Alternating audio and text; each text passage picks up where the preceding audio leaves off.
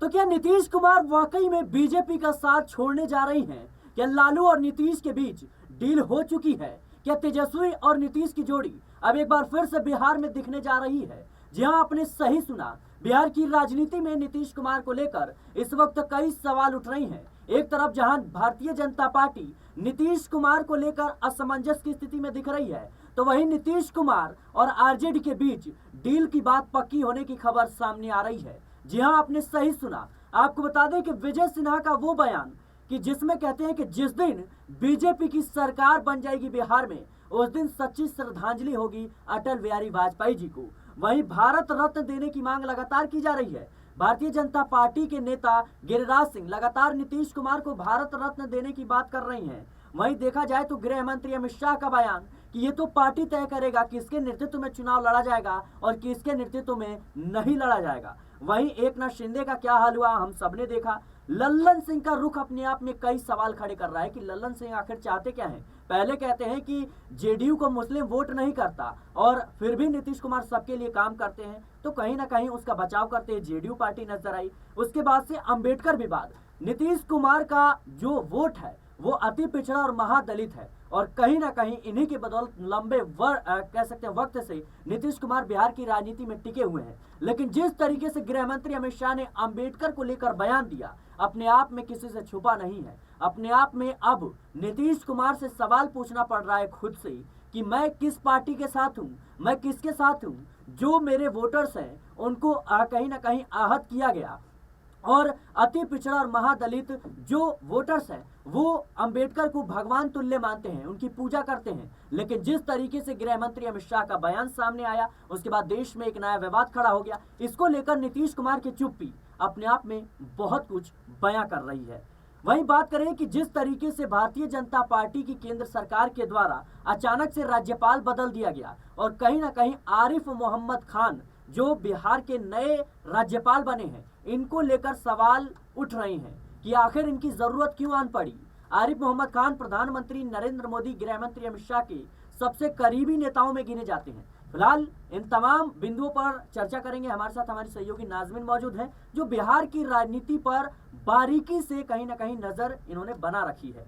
नाजमीन, कैसे देख रही हैं आप जिस तरीके से आरजेडी की तरफ से लगातार नीतीश कुमार को ऑफर दिया जा रहा है और नीतीश कुमार लंबे वक्त से चुप हैं और जब भी कहा जाता है नीतीश कुमार चुप रहते हैं तो कोई बड़ा खेल करते हैं, कैसे देख रही हैं आप? देखिए, बिल्कुल, क्योंकि कई बिंदुओं पर आपने खुलकर बात की कि क्या वजह हो सकती है कि बिहार की राजनीति में नीतीश कुमार कोई बड़ा फैसला लेते हुए नजर आए। एक देखिए, जहां केंद्रीय गृह मंत्री अमित शाह सीएम चेहरे को लेकर कोई फैसला नहीं ले पाते हैं, जो ये कहते हैं कि मैं महज एक कार्यकर्ता के रूप में हूँ, पार्टी के गठबंधन के रूप में बैठक होगी और बैठक के रूप में फैसला होगा कि आखिरकार सीएम चेहरा कौन हो। जी, तो वहीं जेडीयू पार्टी से लगातार दबाव बनाना कि नीतीश कुमार ही सीएम चेहरा होना चाहिए और नीतीश कुमार का इन तमाम मुद्दों को लेकर खामोश हो जाना वाकई सवाल खड़े करता है। क्या नीतीश कुमार ये चाहते थे कि जल्द से जल्द भारतीय जनता पार्टी सीएम चेहरे का अनाउंस कर दे, क्योंकि उन्हें भी लग रहा है कि महाराष्ट्र में एकनाथ शिंदे सीएम पद की लालसा को लेकर भारतीय जनता पार्टी के साथ डटे रहे। लेकिन भारतीय जनता पार्टी ने चुनाव परिणाम सामने आने के बाद किस तरीके से एकनाथ शिंदे को साइडलाइन कर दिया, किस तरीके से ये दिखा दिया कि आपकी जगह कहाँ है, आप कहाँ रह सकते हैं, आपको वो पद देकर छोड़ दिया। तो बिहार में नीतीश कुमार को इस बात का ही कहीं ना कहीं डर भी सता रहा था और यही वजह है कि खामोशी है। ये भी बातें आ रही थी कि नीतीश कुमार एक वक्त पर चाहते थे कि विधानसभा चुनाव और लोकसभा चुनाव एक साथ हो जाएं। वो इस वजह से चाहते थे ताकि जो वोटर्स हैं वो अधिक से अधिक जुड़ सके। लेकिन बीजेपी नहीं चाहती थी कि लोकसभा का और विधानसभा का चुनाव एक साथ हो जाए। नीतीश कुमार इस्तीफा देने के लिए तैयार थे ताकि सीएम पद पर वो जल्द से जल्द विराजमान हो जाए एक साथ चुनाव कराने को लेकर। लेकिन बीजेपी को डर था कि नीतीश कुमार ने ये फैसला ले लिया तो भारतीय जनता पार्टी बिहार में ना के बराबर नजर आएगी, इसलिए फौरन राज्यपाल का बदलाव किया जाता है और राज्यपाल आरिफ मोहम्मद को यहाँ पर बना दिया जाता है, जो प्रधानमंत्री नरेंद्र मोदी के बेहद करीब माने जाते हैं, गृह मंत्री अमित शाह के बेहद करीब माने जाते हैं। तो ये एक चालाकी के जरिए फैसला लिया गया कि नीतीश कुमार फैसला भी लें तो इसमें नीतीश कुमार को फायदा ना हो सके। वहीं दूसरी तरफ लालू प्रसाद यादव की पार्टी के जरिए बार बार संदेश देना, भाई वीरेंद्र का ये कहना कि नीतीश कुमार खरमास के बाद एक बड़ा फैसला लेंगे, यानी कि वो जनवरी का महीना हो सकता है और उस जनवरी के महीने में नीतीश कुमार आरजेडी संग हाथ मिलाते हुए नजर आ सकते हैं और नीतीश कुमार तेजस्वी यादव संग दिखाई दे सकते हैं और तेजस्वी यादव खुद नीतीश कुमार का सम्मान करते हुए दिखाई देते हैं। नीतीश कुमार के सम्मान में ये कहते हैं कि बीजेपी उनके साथ छल कर रही है, नीतीश कुमार को ये सब दिखाई नहीं दे रहा है। तो ये तमाम ऐसे बयान हैं जो दर्शाते हैं कि वाकई नीतीश कुमार की जो है बीजेपी के साथ बन नहीं रही है और आरजेडी के साथ बनने की तैयारियों में वो नजर आ रहे हैं। बेशक वो कहते रहे कि मर जाएंगे मिट जाएंगे, लेकिन अब बीजेपी का साथ नहीं छोड़ेंगे, गलती हो गई थी, हमने जो बीजेपी का साथ छोड़ दिया था। तो ये कई फैसले दिखाई देते हैं कि लेकिन नाज़मीन, लेकिन जिस तरीके से विजय सिन्हा का बयान सामने आता है, जिस वक्त अटल जयंती मनाई जाती है, उस वक्त खुले तौर पर कहते हैं कि जिस दिन बिहार में अपनी सरकार बनेगी उस दिन अटल जी को सच्ची श्रद्धांजलि होगी। तो क्या जेडीयू और बीजेपी के जो गठबंधन के तहत सरकार बनी है, इस सरकार को विजय कुमार सिन्हा अपनी सरकार नहीं मानते हैं? क्या ये उनकी अपनी सरकार नहीं है? कैसे देख रही हैं आप? देखिए, बिल्कुल अगर हम बात करें तो 25 दिसंबर वो तारीख है जब अटल बिहारी वाजपेयी की 100वीं जयंती मनाई जा रही थी। उस दौरान विजय कुमार सिन्हा भरे मन से खुद ये कहते हुए नजर आते हैं कि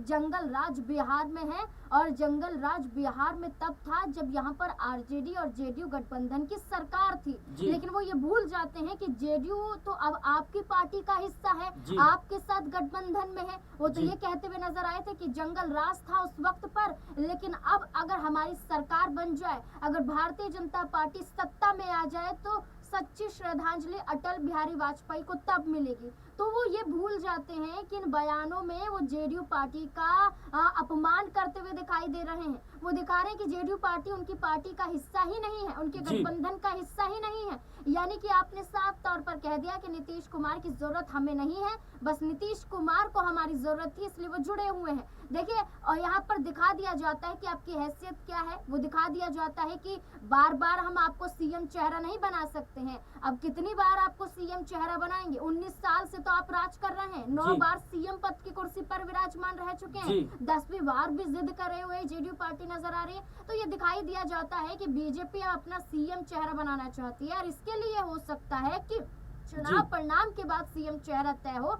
अगर ये फॉर्मूला तय किया जाता है बिहार में तो वाकई गठबंधन टूट सकता है, क्योंकि नीतीश कुमार को तो फौरन चाहिए कि बिहार में चुनाव से पहले तय हो जाए कि सीएम चेहरा कौन होना चाहिए। नाज़मीन, जिस तरीके से नीतीश कुमार को लेकर लगातार भारत रत्न देने की मांग गिरिराज सिंह के द्वारा की जा रही है, जीतन राम मांझी भी इसका समर्थन कर रही हैं, लेकिन लोकसभा चुनाव से ठीक पहले कर्पूरी ठाकुर को भारत रत्न दे दिया जाता है, उसके बाद नीतीश कुमार एनडीए में आ जाते हैं। क्या इस भारत रत्न के पीछे सीएम की कुर्सी का सौदा छुपा हुआ है? क्या भारत रत्न देकर नीतीश कुमार को साइड करने की प्लानिंग है?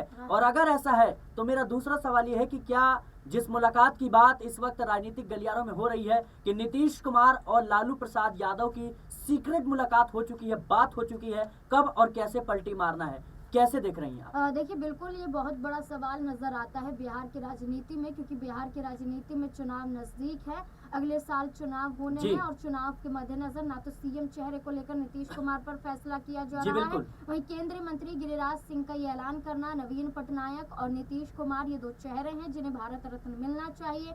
नीतीश कुमार को लेकर गिरिराज सिंह का ये कहना कि सबसे ज्यादा लंबा कार्यकाल सीएम पद पर नीतीश कुमार ने पूरा किया है। नीतीश कुमार ने अपनी योजनाओं के बलबूते पर कई बिहार के लोगों को, बिहार की जनता को सुविधाएं पहुंचाई हैं, उनके लिए काम किया है, बिहार का विकास किया है। ये तमाम ऐसे गुणगान यहाँ पर नीतीश कुमार के गाए जा रहे थे। लेकिन दूसरी तरफ सवाल यही उठ जाता है कि भारत रत्न देने की मांग, क्या सीएम पद को लेकर कुछ शर्त है कि हम आपको भारत रत्न दे देंगे, आप हमें सीएम पद दे दीजिए?